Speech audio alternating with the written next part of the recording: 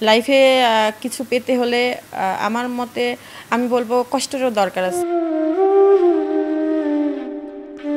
10 June সবাইকে কাঁদিয়ে না ফেরা দেশে পাড়ি জমান ঢাকায় চলচ্চিত্রের আলোচিত নায়িকা তানিন সুভা। আমার ফ্যামিলি, আমার মা, ভাই, বোন, বাচ্চা সবাইকে ভালো রাখার জন্য কিন্তু আপ্রাণ ট্রাই করেই যাচ্ছে। কিন্তু এ তারকার মৃত্যুর খবর প্রকাশ্যে আসতেই সোশ্যাল মিডিয়ায় নানা আলোচনার সৃষ্টি হয় তার একটি ফেসবুক স্ট্যাটাস নিয়ে।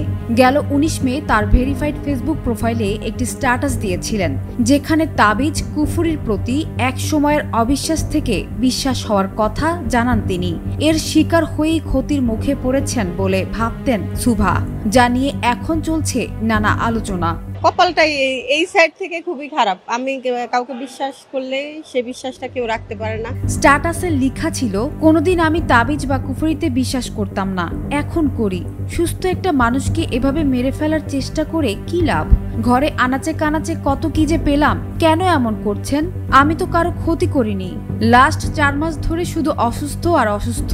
এসবের ফল পাবেন, চিন্তা করেন না। আল্লাহ ছাড় দেয় কিন্তু ছেড়ে দেয় না। তানিন সুভা ফেসবুকে এই স্ট্যাটাস দেওয়ার কিছুদিন পরই গুরুতর অসুস্থ হয়ে পড়লে আইসিইউতে ভর্তি করা হয় তাকে। তারপর থেকে শারীরিক অবস্থা ক্রমশ অবনতি হতে থাকে। হাসপাতালে কয়েকদিন চিকিৎসার পরই 10 জুন তার মৃত্যু হয়। এদিকে এই অভিনেত্রীর মৃত্যুর পর সেই পুরনো স্ট্যাটাস ঘিরে নানা জল্পনা কল্পনা চলছে। স্ট্যাটাসটিতে নতুন করে মন্তব্য করছেন তার ভক্ত, শুভাকাঙ্ক্ষী ও নেটিজেনরা। একজন মন্তব্য করেছেন, 1 মাসও হয়নি পোস্টটি করেছিল, আজ সে দুনিয়াতে নেই, হায়রে কালো জাদু। আরেকজন লিখেছেন, মারা গিয়ে বুঝিয়ে গেলেন কালো জাদু কতটা বিষময়। মাদারীপুরের কালকিনি উপজেলার মোল্লার হাটে জন্ম তানিন সুভার। শৈশব কেটেছে বরিশালে নানার বাড়ি। বাবার চাকরি সূত্রে পরিবারের সঙ্গে সৌদি আরবও থেকেছেন কয়েক বছর। 2012 সালে ক্লোজ আপ 1 ও ম্যাঙ্গোলি নাচো বাংলাদেশ নাচো প্রতিযোগিতায় অংশ নেন। তারপর বিজ্ঞাপন চিত্র দিয়ে শোবিজে যাত্রা করেন। নাটক, সিনেমায়ও অভিনয় করেন। মাটির পরী সিনেমার মাধ্যমে বড় পর্দায় অভিষেক হয় তার। এরপর নাম লেখান বেশ কিছু সিনেমায়।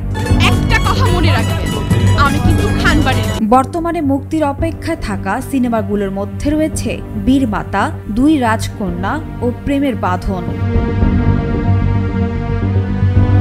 সানজানা তাবাসসুম, বৈশাখী সংবাদ।